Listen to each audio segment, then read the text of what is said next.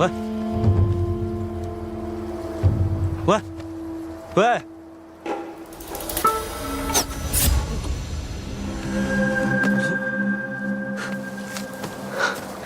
叫我小骗子，还把我踹到河里。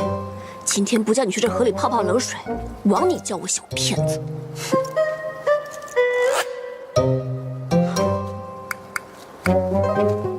算了，看在你去河里救我的份上，我再帮你一次吧，免得那些追兵过来一刀把你给砍了。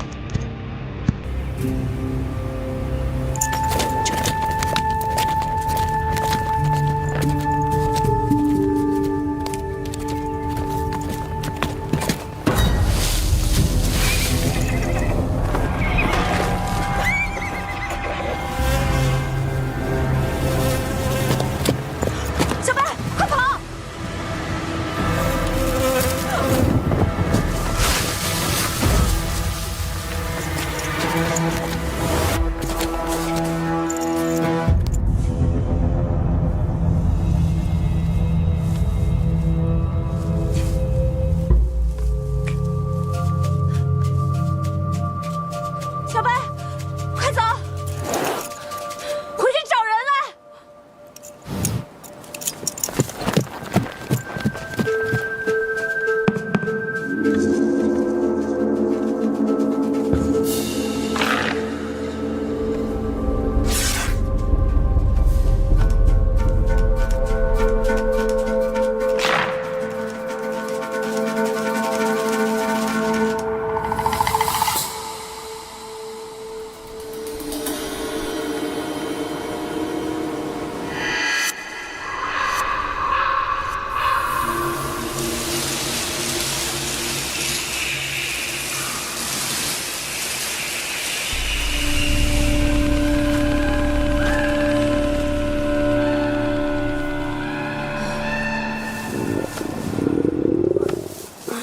好饿呀，也没带干粮出来，真是失策。兔肉吃不吃啊？是你？是啊，是我啊。你那针上的麻药可真厉害，让我睡到天晚时分才行。我这醒来一看，麻也没了，你也跑了。唉，你说我这辛辛苦苦走了2个多时辰的路走到这儿，老天有眼，让我在这儿遇到了你。我就知道是你这样歹毒的人才设计得出这样的陷阱。你也太会冤枉我了吧？这明明就是猎人猎熊用的猎洞，你看这洞挖得这么深，就知道费一日之功了。你刚才还看到马蜂了吧？是又怎么样？这不就对了？这山间熊多，熊皮、熊胆、熊掌皆是奇珍，能卖个高价钱。但猎熊极难，不过熊呢又爱吃山蜜，所以猎人一般会挑有蜂窝的地方设置这样的陷阱。哎呀，只是猎人没有想到，这熊嘛没猎到，小骗子落网一头。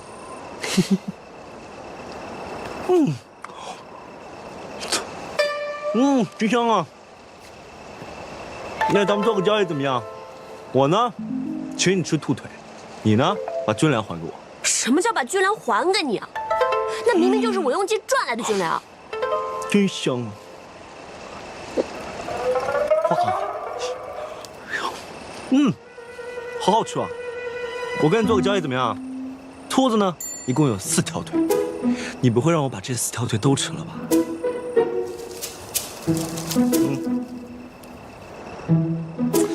何校尉，你已经1天1夜没有吃东西了。我刚烤这兔子的时候啊，滋滋的那个肉直冒油啊，你知道有多香吗？哎，告诉你啊，只要你赶紧把军粮给我，我呢就请你吃兔肉。哎，行，既然要谈，总得有点诚意吧。你先救我上去，然后我就把军粮分你一半。不过这一半军粮也要等到你把我护送到崔家军大营之后，我才能给你。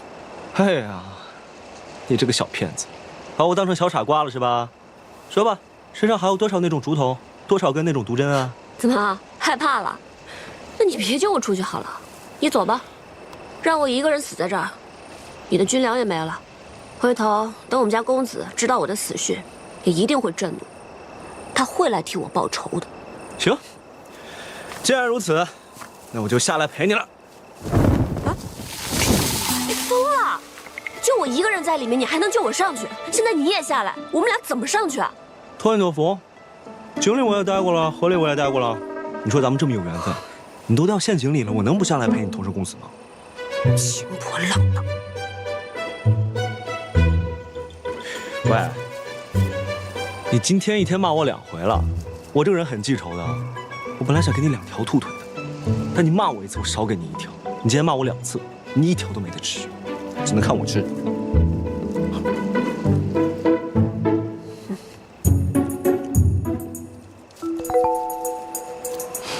啊，真香！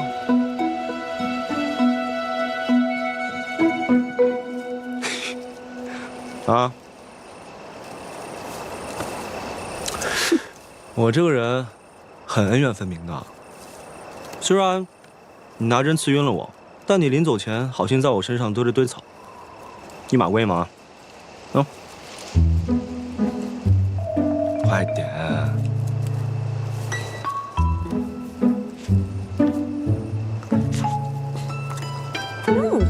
怎么样，我的手艺？是烤的不错，你能不能老老实实告诉我，咱们俩到底怎么上去？你怎么知道我有办法上去啊？虽然跟你认识不久，但你这为人啊，阴险狡诈，岂会行毫无办法之事啊？你既然能够下来，就肯定有办法能上去。你这样对我评价挺高的哦。你都这么说了，实话告诉你吧，我今晚呢，不打算上去。什么？都这么黑了，这深山密林的，谁知道除了熊还有什么猛兽啊？突然再来个老虎、豹子什么的，那不就全完了吗？我知道你身上有药粉，蛇蚁不侵，但那些猛兽可不怕你的药粉。所以呢，听我说，乖乖在这里睡上一觉，明天一早，我自当挟持何校尉，去你们崔家军换取军粮。哼，如此无耻伎俩，还说得这样理直气壮。我们不彼此彼此吗？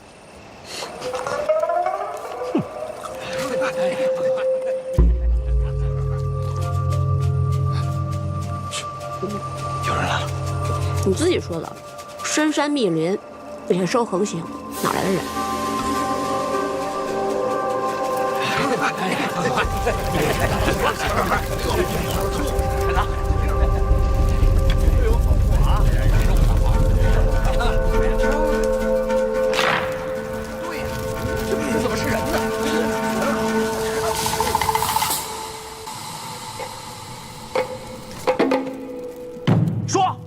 你们俩鬼鬼祟祟的，来俺们身上干嘛？大哥，我看这俩人穿的都是皮靴，就是2只肥羊。这个女扮男装的女娘长得好看，大哥，你还没有压寨夫人，不如娶了当夫人。娶了，换钱；娶了，换钱；娶了，换娶了。我闭嘴！谁是老大？大哥，你老实告诉我，你是什么人？实话告诉你吧，其实我是皇孙李密的爱妾。我的夫婿不仅是皇孙，还是赫赫有名的平叛元帅，年纪轻轻便领镇西诸府，统大军10万。啊！我的夫婿此刻正在望州城里面。只要你们把我放了，必定奉上钱财万贯。胡说八道！你说他到底是什么人？他是皇孙李逆的爱妾，那我自然是他的护卫。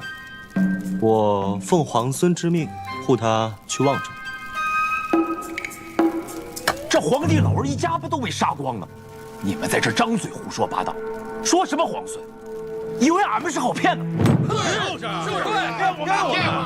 骗我们！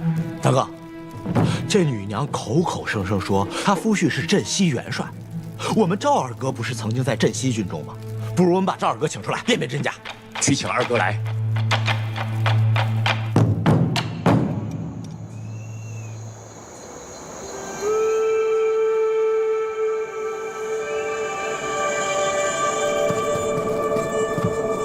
是哪里来的小贼，敢冒充我镇西军中人？二哥，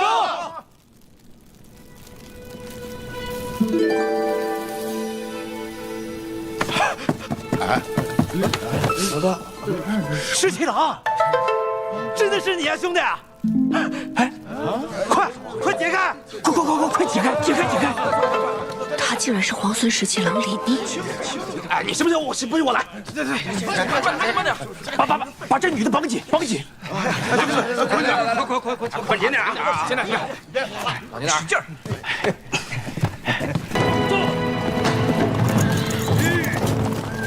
将军，这是那崔家军何校尉的马。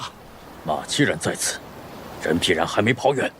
这山林密集，我军又劳顿一夜，恐怕难以追上。将军，为何我们不直接夺回望州城？镇西军兵强马壮，崔家军虎视眈眈，敌强我弱，不可硬攻。只有先拿住小裴将军和何校尉这2个要紧的人物，才能去换回城池。此时我们人困马乏，大营又被火烧了，还伤了不少兄弟。照这样下去，那2个紧要人物没追上，大伙儿却被困倒在这山里了。这附近有没有什么地方可以歇脚？这明代山一带有一伙山匪，自建山寨，占山为王，平时道不扰民，所以我们望州守军也就没剿灭他们。传令，先攻下山寨。我军大营被烧，已经没了落脚的地方，先休养生息，占山为王，等待孙大都督的援军前来。是，走。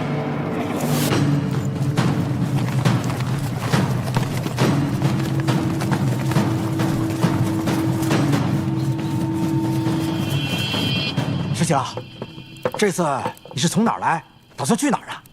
赵二哥，石七郎这次啊是要护送皇孙的小妾去望州呢。我就说那个皇孙不是个东西，大敌当前，他还想着女人。我受伤后，朝廷本来说要给我20亩屯田，我一合计，回家种粮也是一条生路，但是没想到朝廷竟然诓人，他们把田给了皇帝的儿子做皇庄，我老母亲就是这样被活活饿死的。我一气之下，就投奔了明代寨。竟然还有这种事！孙坚造反后，很多村庄都被大军践踏，现如今都不知道我们村儿还有没有活着的人。石七郎，你不知道，我原先我是乡里头算命的呀，我算是可以养家糊口了吧？啊，这朝廷他数次征徭役，我实在是活不下去了，我这才落草为寇的呀。咱们这儿的兄弟，个个都有一腔骨水，无论是姓李的做天下，还是姓孙的那个老贼，都不给俺们活路，俺们没办法才上山当强盗。石七郎，既然你来都来了，不如就当大哥，带着咱们一起去投奔镇西军，好不好？对不对，大哥？对，俺们奉你为大哥。大哥！今儿就是良辰吉日，咱们正好烧香结义。好，就把这女娘杀了祭天。不能杀，不能杀，不能杀！大哥，这是为何？谁知道？你们知道吗？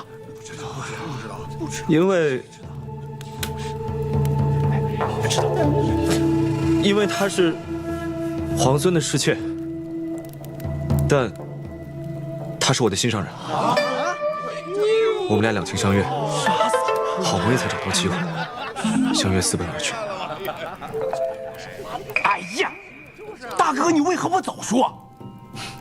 这阿嫂还被绑着呢，地上多凉啊！阿嫂，我替你送袜子。我这不是不好意思吗？阿嫂多有得罪。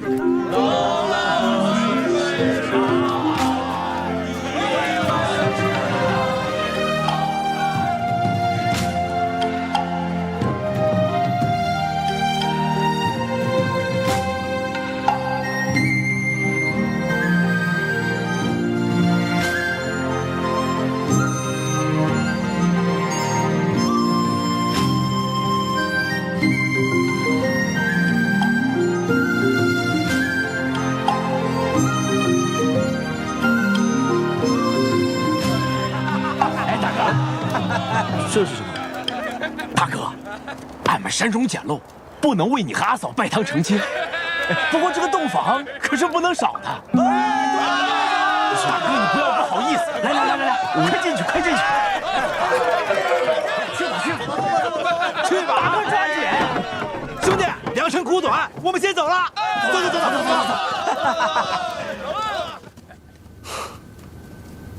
镇西军的小裴将军哈。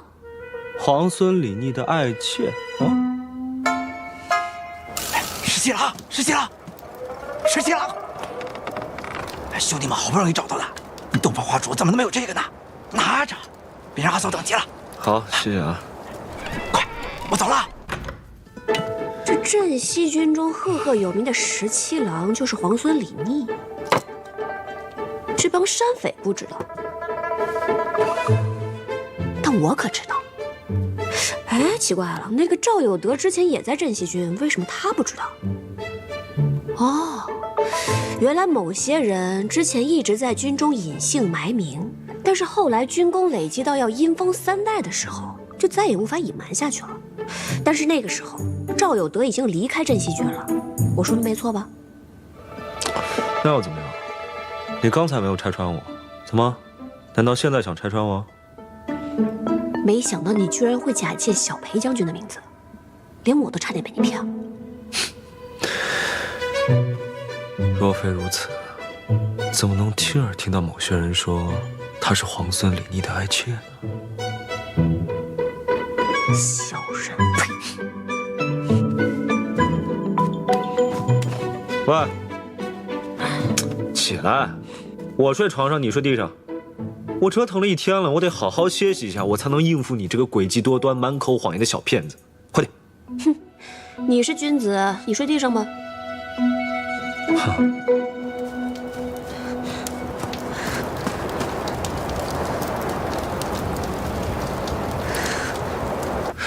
哎呀，你做什么？什么做什么？哎呀，既然你都是我的爱妾了，那我们躺在一张床上睡觉，也可以吧？等兔子！哎，你都这么骂我了，那我肯定不能枉担这个虚名啊！哼！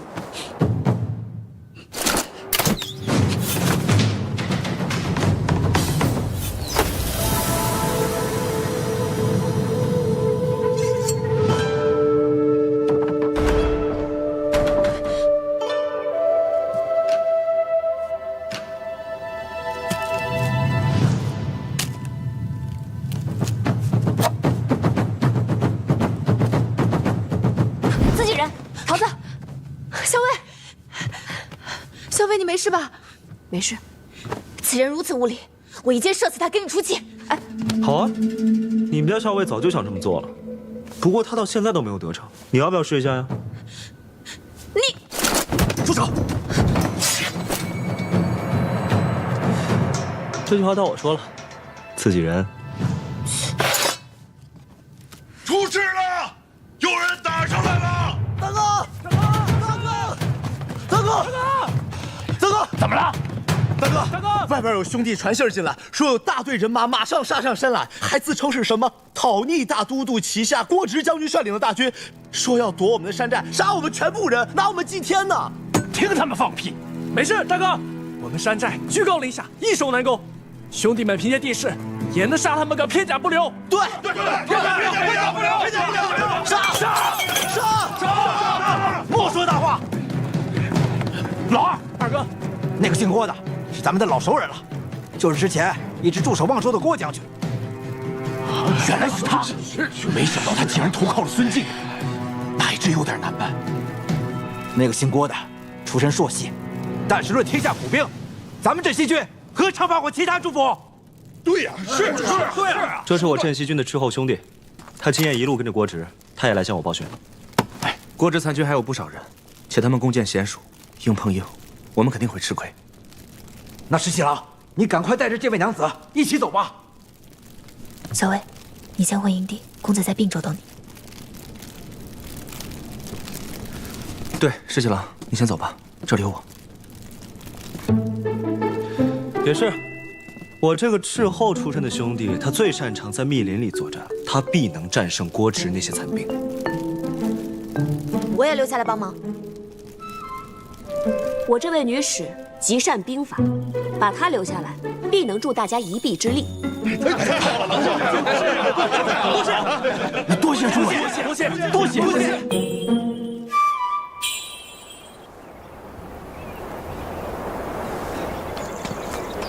哎，我实在走不动了，你还是赶紧回你的望州城去吧，不用管我了。那怎么行啊？你身为我爱妾，我怎么能丢下你不管呢？你要是再如此口齿轻薄，小心我杀了你。你看，你杀人的力气都有，却没力气走路啊。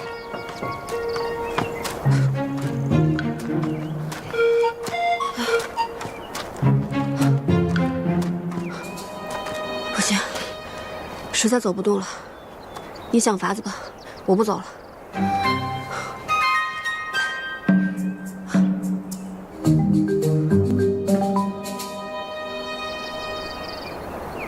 我还真有个法子，不过呢，你得配合我。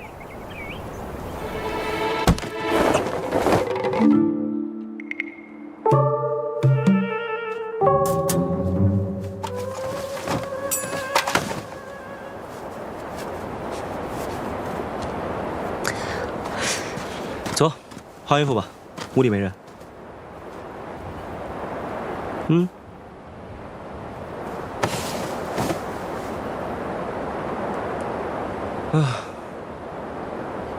好了没啊？马上。你不就换个衣服吗？怎么这么磨蹭啊？哎，我换好了。好了，走，走吧。好了。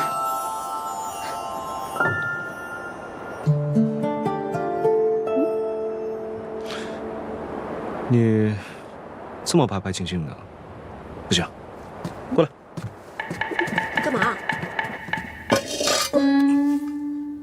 别动啊！这干什么？你是要扮村妇？你看着像村妇吗？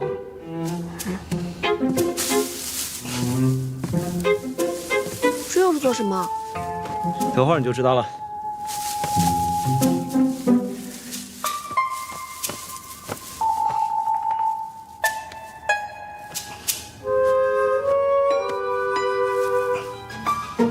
去到衣服里。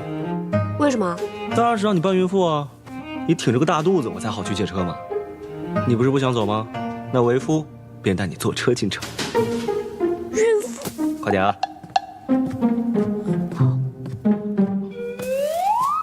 这我怎么塞啊？你能不能快点啊？有车坐就不错了，还嫌慢，急什么？怕人家不知道你肚子里面是稻草。喂，君子动口不动手啊！我又不是君子，我是淑女。你淑女，你看你这模样，贤良淑德哪一个沾边？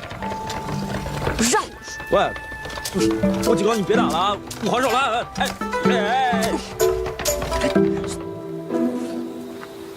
老婆子，别哭了，山货没了，咱们可以再打。那些人至亲，你不知道啊？不知道。云，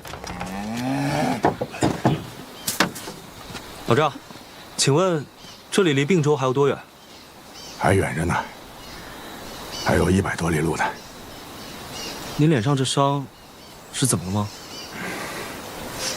别提了，快！这几天也不知道怎么回事，山里面来了官兵，还在前面的官道上突然就设立了关卡。我跟老婆子本来是去赶集的，谁知道那群人比土匪还凶啊！今天晚上是烤兔肉。哎，这是我们拿到集市上换盐的。拿着，我们城里跟着孙大都督旗下的郭直将军讨逆伐乱，吃你几只兔子怎么了？滚！焦龙军，千万不要走官道，那群人坏得很呐。大姑娘、小媳妇儿，他们是更不放过。你家娘子年纪轻轻的，再说下到她肚子里的娃娃，那就更不得了了。那除了官道，还有哪些小路可以绕开吗？从这里上山，往西面走有一条小路，那就绕得远了，而且都是山路，不好走。等天一落黑，就更不好走了。谢谢老赵。哎，记住啊，别走官道，别走官道，别走官道啊！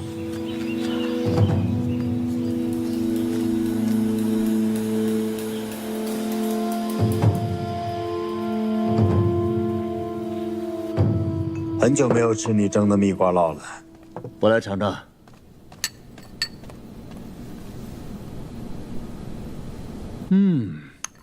不错不错。你怎么看那个17郎李逆啊？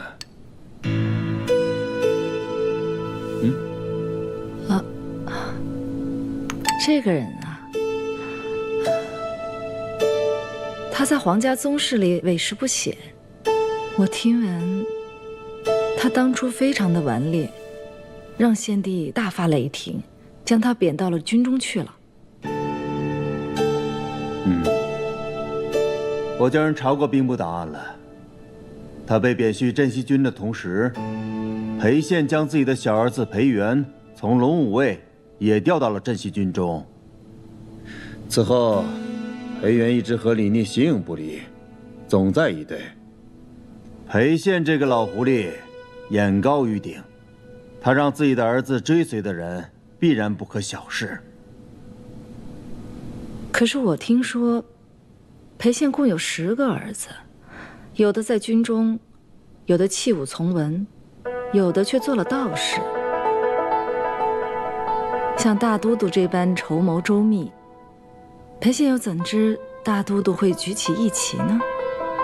既然不知道，他又怎会早早布局，去重视一个被贬到军中而失宠的皇孙呢？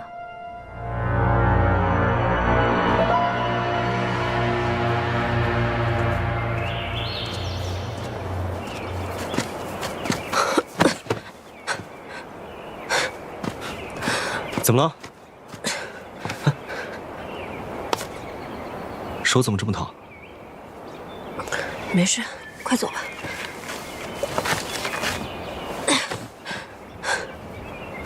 来，给我看看。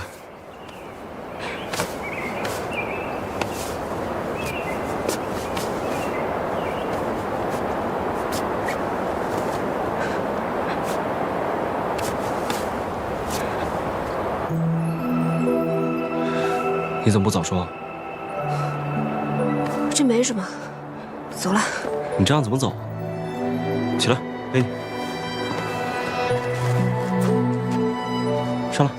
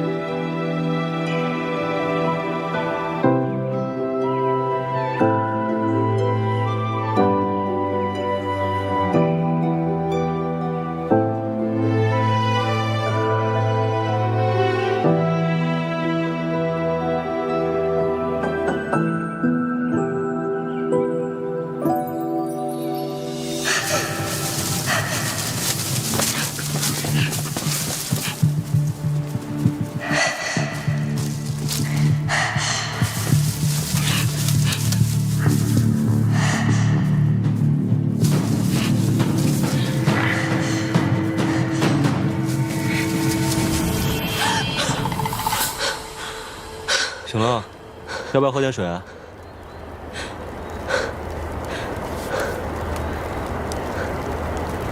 这是哪儿？这种地方呢，一般是猎户上山打猎时歇脚用的。刚才天色已晚，我就只找到了一种草药，给你敷上了，不知道管不管用。我没那么娇气。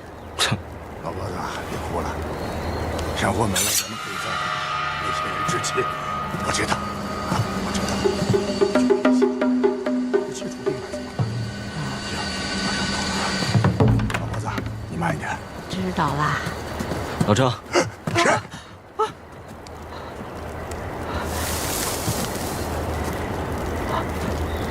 老张，怎么是你们呢？你们怎么会在这里啊？是谁呀？咱们今天碰到的小夫妻，你说巧不巧？是吗？哦，哎呀，还真是！快坐，快坐啊！多盛一点啊，多加点肉，尝尝真正的山鸡的味道。多喝点啊，暖暖身子。尝尝。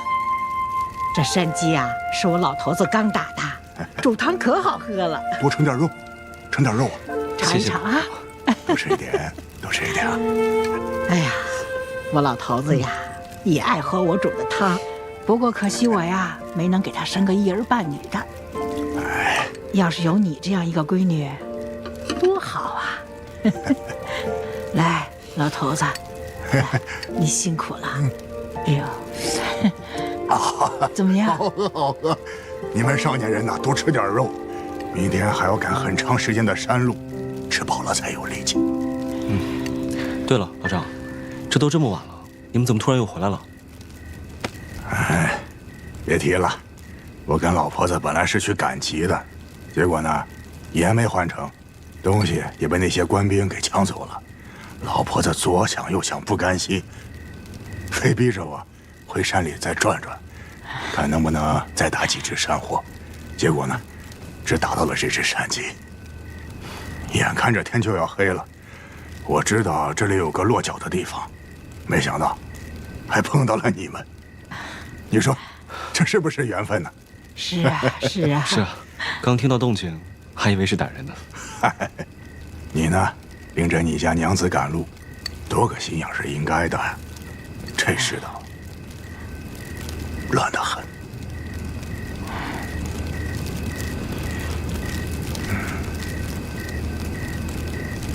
是啊。哎，喝汤，喝汤。喝汤，喝汤，喝汤，喝汤，来多吃一点啊！来，老婆子，你也吃啊，你也吃，你吃一吃。哎呀，你吃点，再来。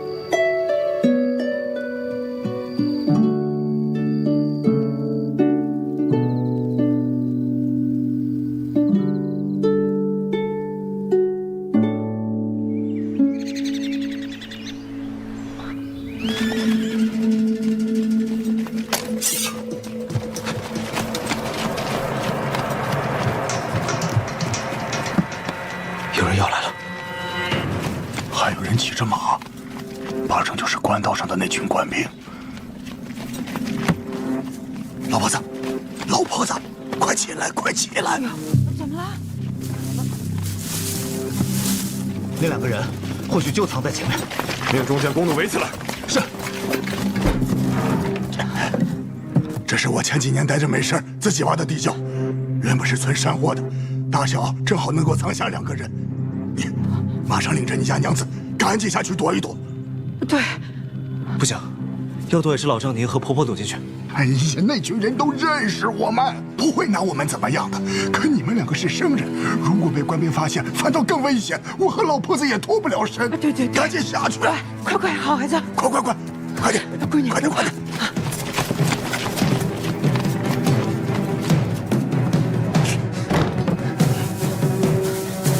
走，若有生人，立刻夺杀无论。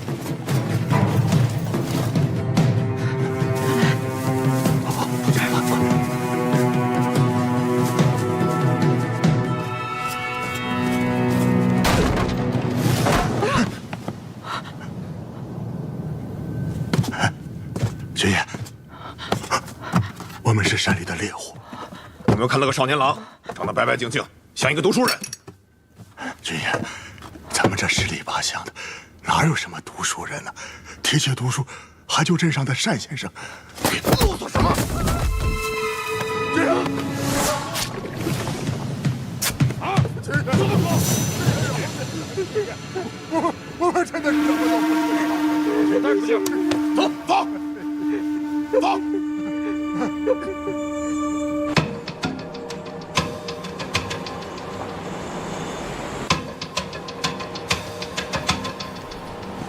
军爷，饶命啊！军爷，我们什么都不知道，什么都不知道。你们真的什么都不知道吗？真的什么都不知道。好，既然你们什么都不知道，那就放你们回去吧。松开他们，走吧。谢谢军爷。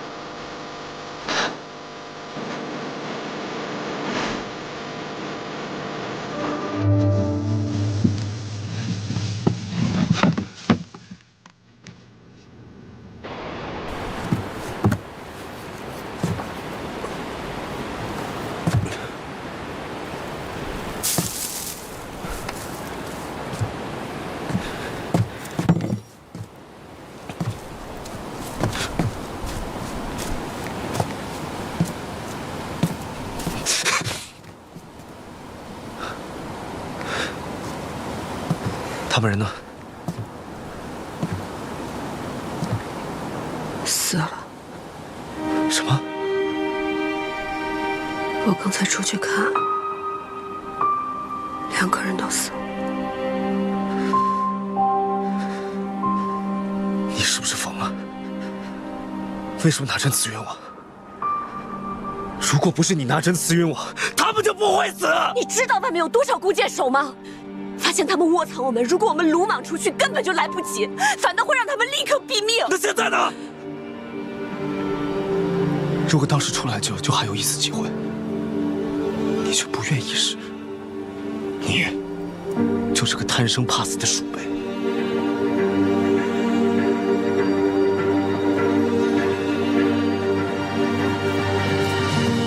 你这个人还有脸和他忘恩负义的小人！我就是，你杀了我吧！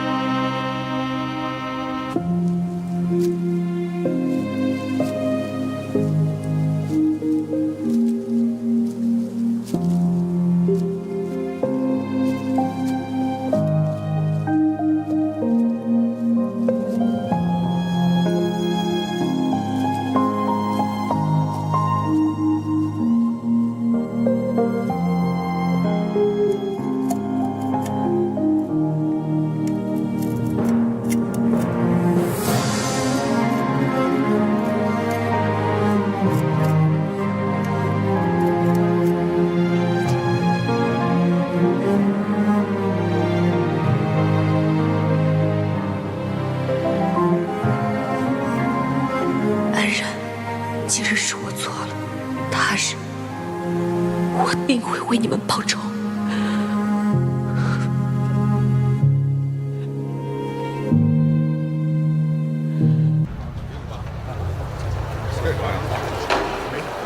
大家快点！耶，过来！哎，你，过来，走吧。谢谢。别动，过来。再见啊！军爷，我试试有没有毒啊！走。哎，爷，站住！过来！来，行，走吧。别动！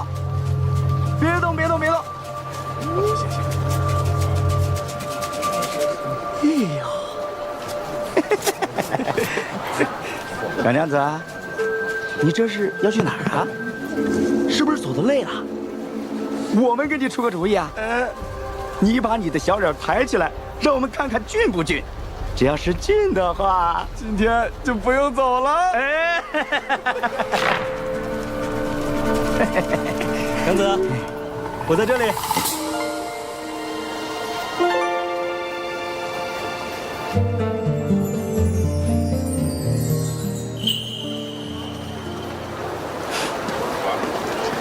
这位官爷，不好意思，说清他不懂事，没怎么出过门，这点钱请你喝酒，宽宏大量。走。哎，是。晚上喝一杯啊！喝酒。别以为我不知道，你跟着我，就是想要军粮。那你还挺有自知之明的哈。松开。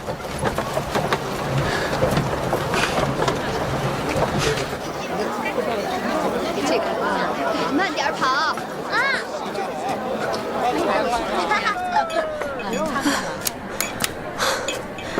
掌柜，来一间上房。哎，好嘞。那，本店概不赊欠。想住2天上房是吧？先拿50钱定金。50钱定金。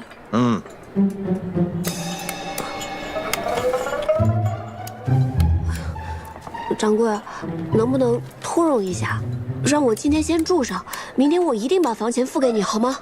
通融？没钱住什么店啊？哎，你看看你啊，从上到下穿的这个寒酸样。哎，出去！不是，麻烦你通融一下吧，你看我挺着个肚子。出去！钱我这儿有。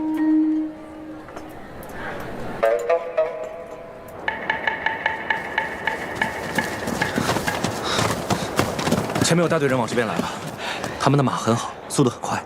那咱赶紧撤呀！太气人了！顾之这个王八蛋不会跟姓孙的坏蛋一伙，占了咱们山寨不说，还把咱们像撵兔子一样撵得满山跑。哎，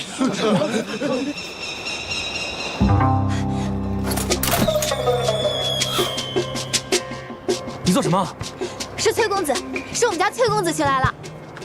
崔公子？崔公子谁呀？听着就像是个小白脸啊！哎呀，两位里面请。两位有什么需要尽管吩咐我啊，小的就不耽误两位休息了啊。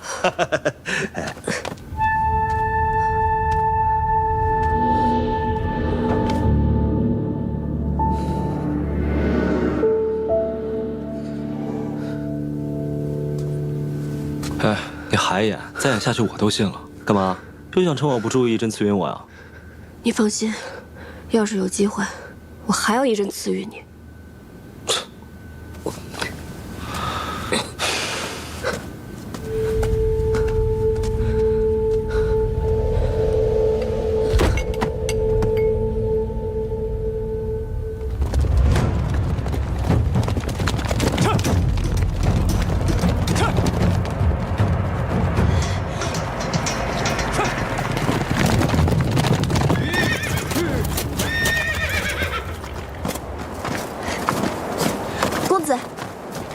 可有见到何校尉？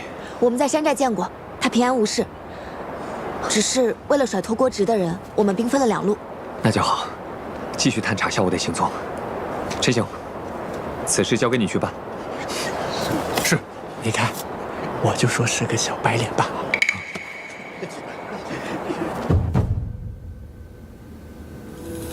大夫，有何不同？老夫没摸到滑脉，尊夫人腹中的胎儿，怕是保不住了。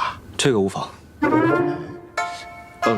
不是这个意思，我是说大人要紧。啊，尊夫人这脉象是风邪入内，高热不退，必是受了外伤，又失于调养。幸好他底子健忘，才撑到如今呐。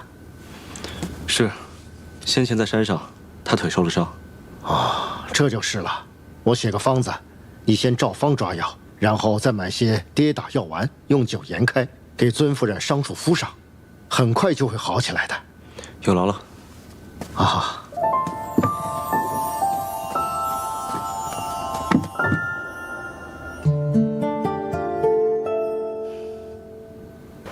给。这边还有。我们在是。有。别抢！我们崔家军军粮充足，不够的话我再去拿。多谢啊！给。多谢。哎，等会儿我就要随我们公子一起走了。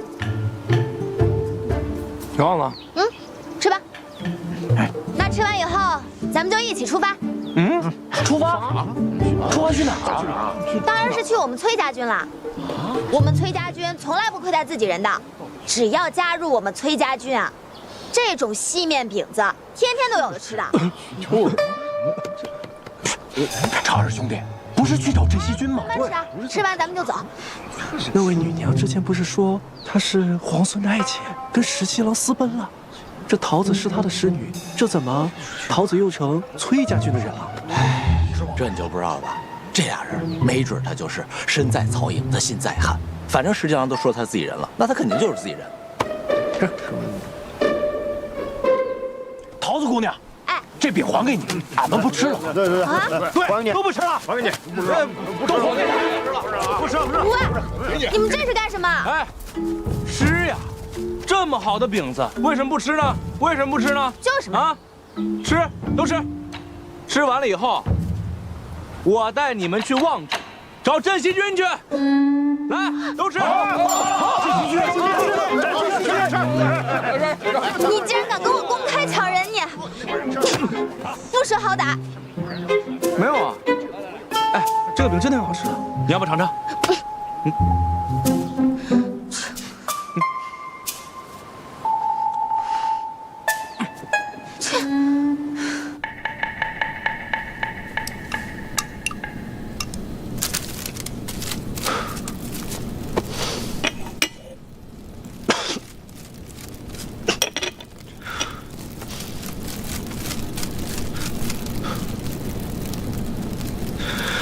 要不是为了粮食，我还替你煎药，才不管你死活。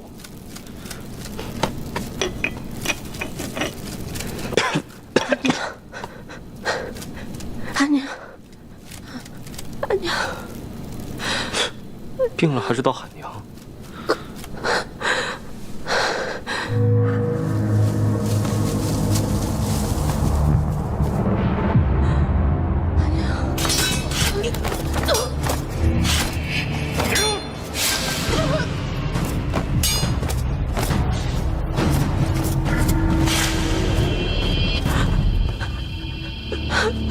阿娘，阿娘，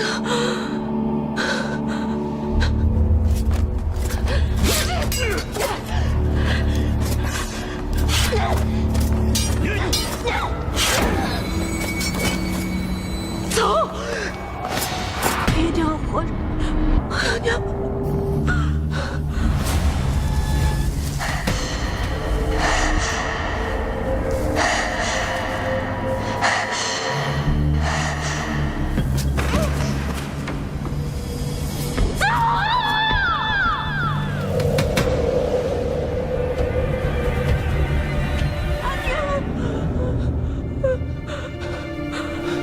这么狡猾狠辣的女人，病了也只会叫娘。吃药了。我一定会活着，我一定会活着。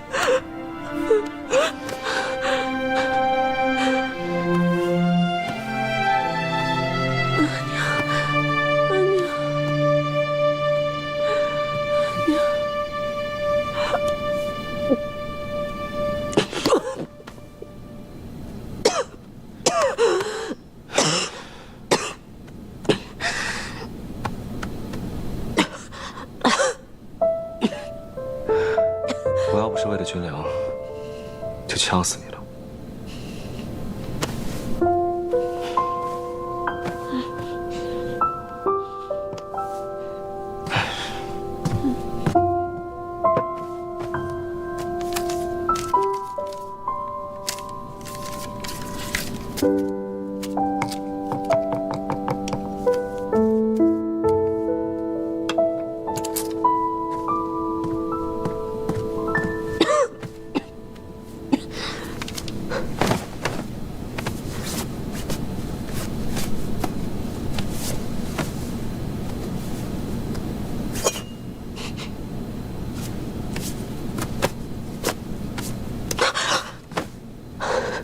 你在干什么？反正你也不会交代军粮的去处，在我身边也是累赘。我想，不如一刀杀了你算了。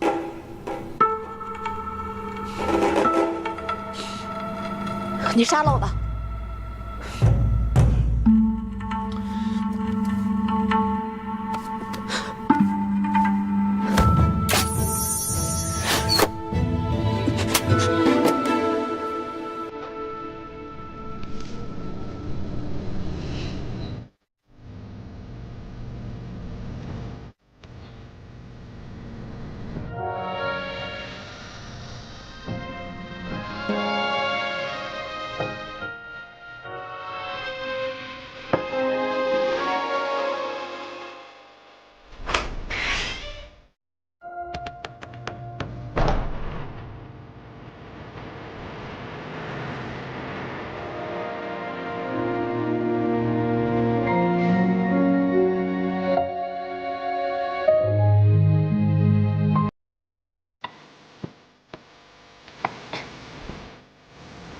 你腿受伤了，还上来做什么？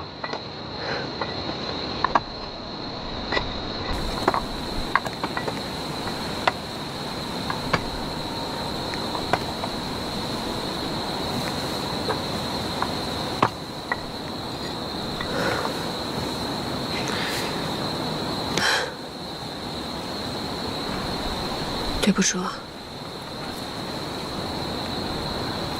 你有什么对不住我的？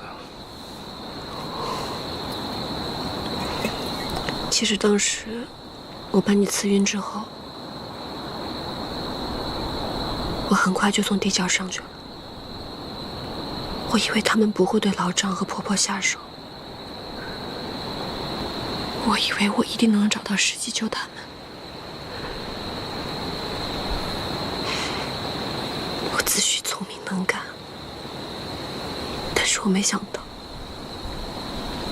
最终还是没能救成他。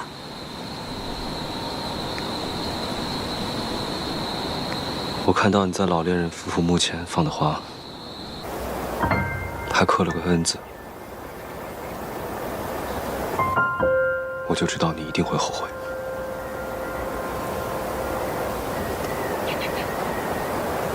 我已将他们安葬了。我只恨没能救成他们。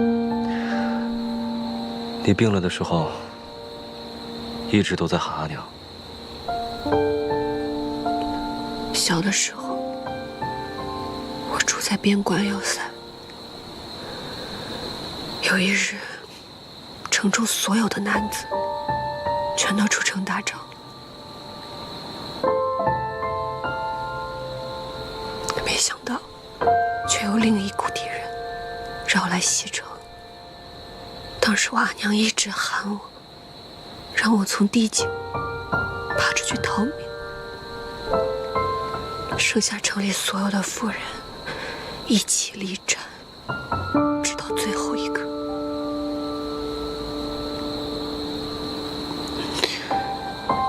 等我和爹爹回来，看见我阿娘，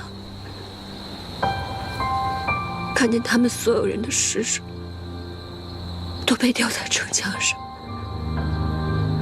他们的血把城墙都染红了。我记得，朝廷曾经表瀛州将军娘子为武烈夫人。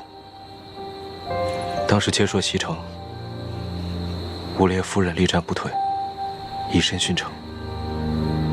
所以，你娘也是娘子军中的一人。是，朝中金匾只有一人，但当时守城的娘子军一共有129人，他们每一个人何尝不是儿女的阿娘？他们每一个人又何尝不是阿娘的儿女？但是他们为了救更多的人，毅然赴死。我阿爹问我，还记得你阿娘最后跟你说的话吗？二娘，听娘说，你爹爹现在一定正带着人急速往回走。现在出门以后往西走，一定能遇见你爹爹的，知道吗？快走！敌人已经杀进来了，你这样会死的。好孩子，守城是娘的本分，你还小，活着才是你的本分，知道吗？阿娘，我不走，我死都要跟你在一起。好孩子，活着才有希望，活着才知道娘亲到底为何而死。我不走，活着长大，将来你才能够帮助更多的人。我希望有一天，娘的阿姨也能救很多人。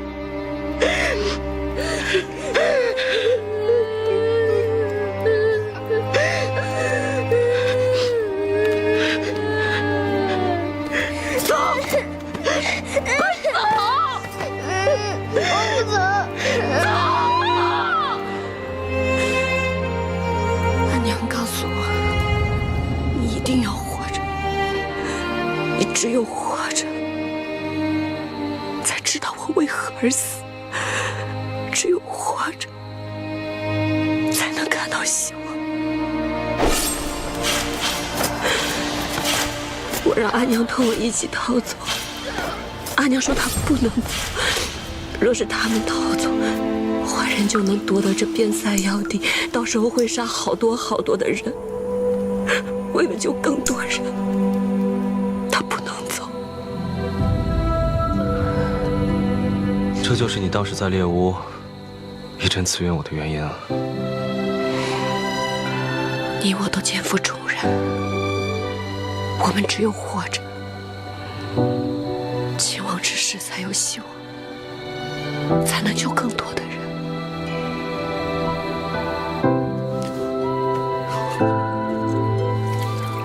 别喝了，你吃这药呢。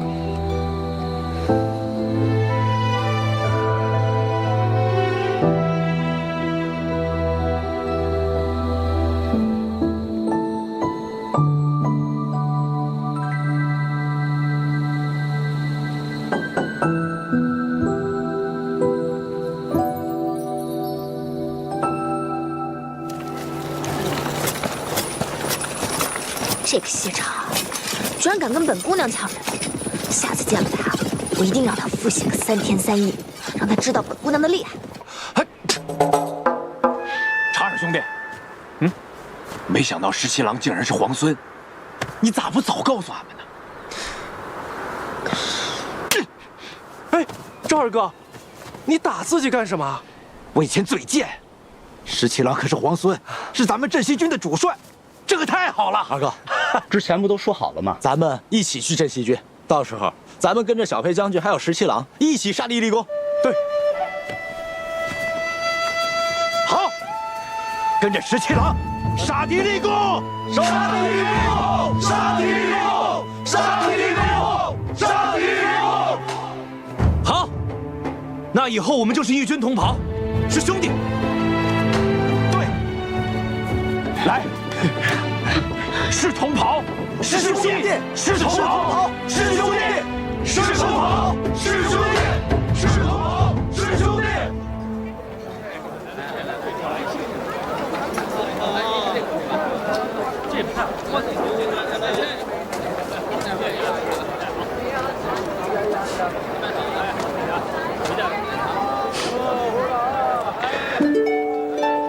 走吧，娘子，慢点，我扶你。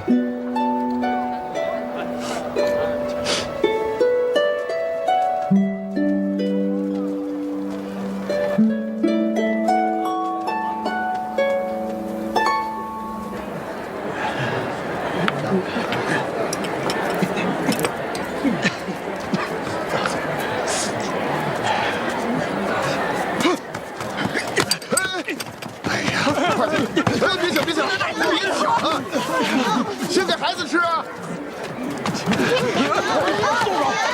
店家，哎，您说，这是怎么了？娘子有所不知啊，今天早上城门一开就涌进了这么些人，说是郭将军夺取了望州城，镇西军吃了败仗就一路逃啊，郭将军就派兵一路紧追，杀了好些人，还说镇西军的奸细一个都不能放过。你看这老百姓，日子可难过了。老人家，我想问一下，你们从哪儿来？这里发生了什么？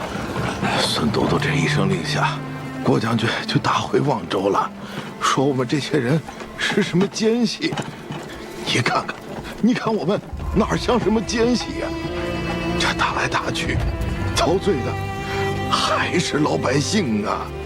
郭将军打回了望州，那镇西军呢？镇西军去哪儿了？都被杀死了，将军被杀得血流成河。又是这个故事，说是逃了几个。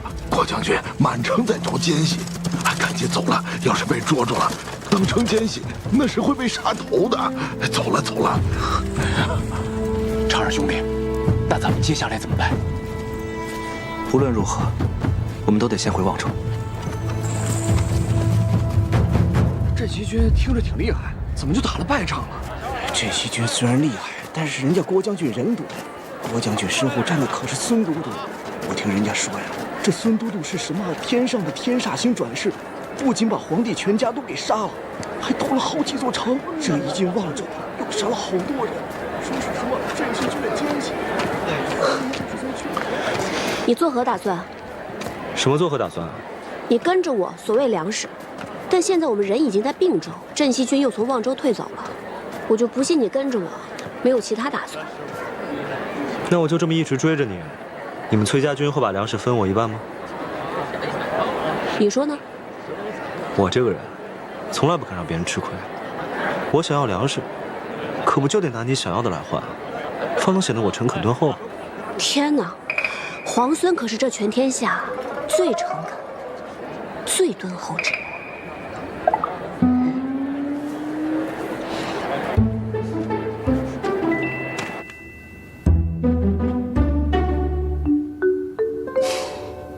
我的腿伤都已经好了，不用再喝药了吧？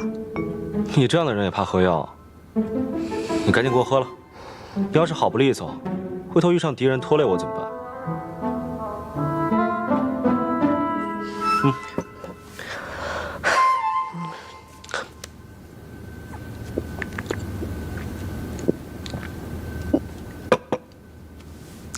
哎，这还差不多。啊，给你的奖励。什么呀？蜜饯。今天在街上看你两眼灼灼盯着这个东西，我想你肯定喜欢吃，于是我就给你买了一包。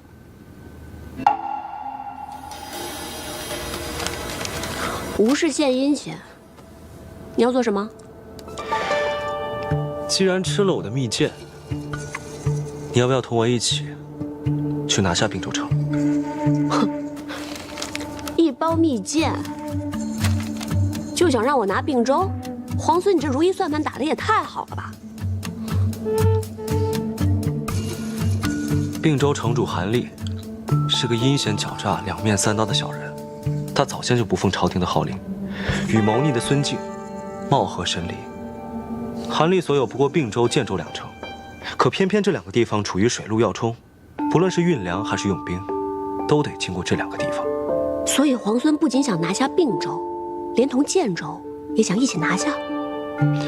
建州距离并州不过200余里，快马1夜可到。建州的守城将军只认符不认人，所以只要我们得到韩立的虎符，我们就会拿下建州。只要拿下建州，举兵而返，那并州自然也在囊中。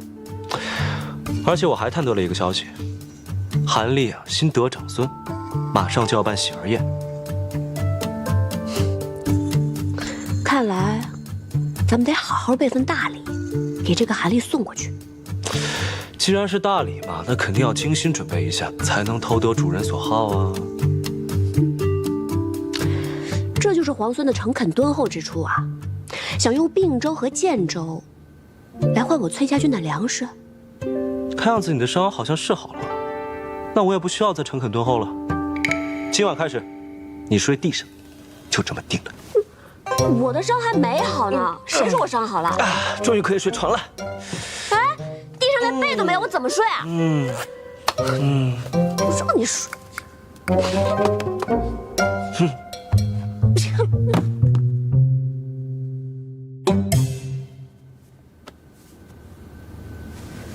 这腿伤明明已经好了，非让我喝药，我喝了药，却又让我睡在地上，什么意思？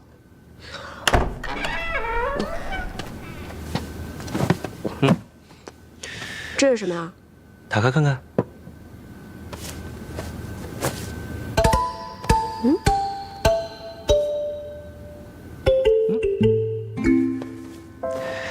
怎么样？好看吧？花了我不少钱呢。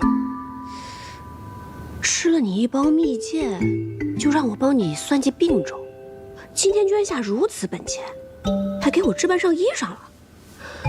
看来所谋甚大呀！明日正好是并州的吉日，我们赶大集去。不去。你不会不去的。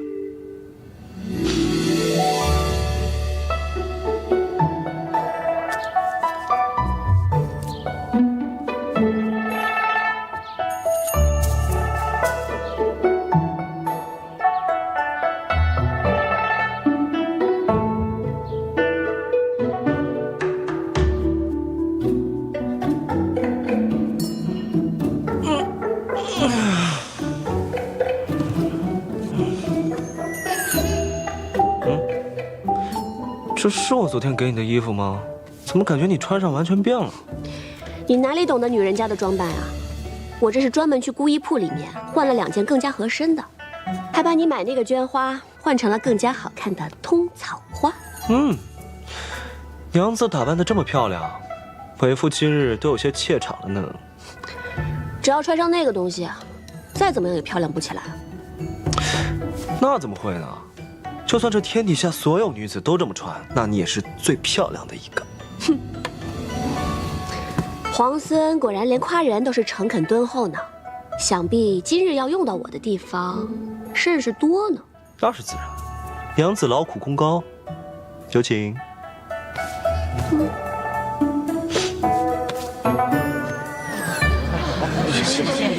谢谢。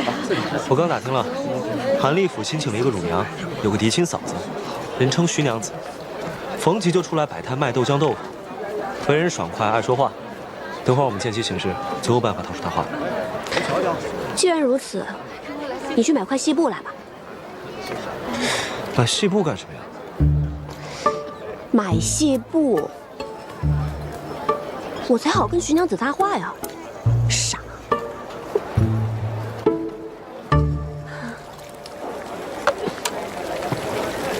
客官，您的豆浆来了，请慢用啊。谢谢。谢谢。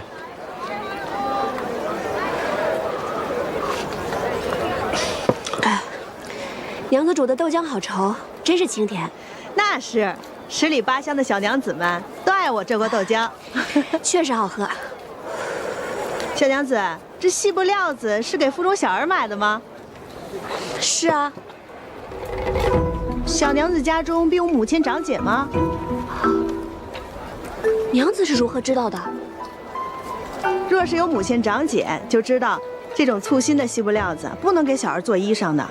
若是有旧衣改制最好，实在没有，只能将这细布料子洗过、晒过，再洗再晒，务必将这新料子上的浆洗净了才软和。小儿的肌肤何其的柔嫩，若用新布，定然会磨破的。哎呀，多谢娘子了！如果不是娘子提醒我，我可真是一点都不知道，要犯大错了。这哪里值得你谢？你别怪我多嘴就好啊。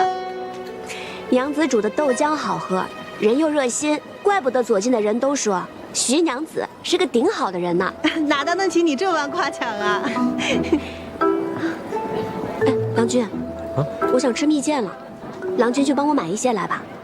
我在这儿歇歇脚，正好有很多事情想跟徐娘子好好讨教讨教。好的，娘子。哎，慢走啊！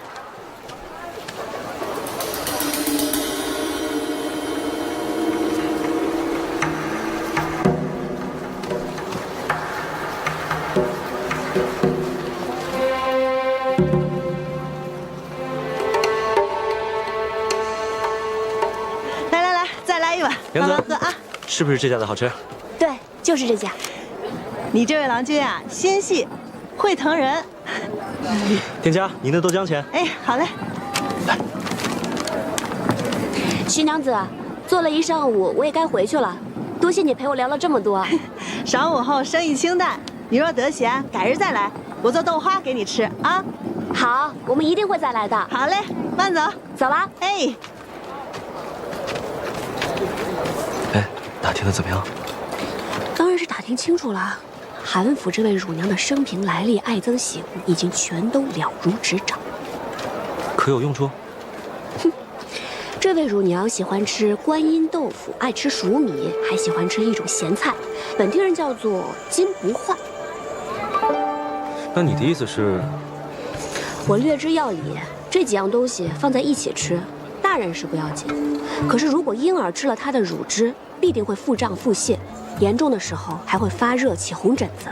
我旁敲侧击问了这位徐娘子，韩府那位乳娘自己亲生的2个孩子，在新生3、4日时正是这样病过。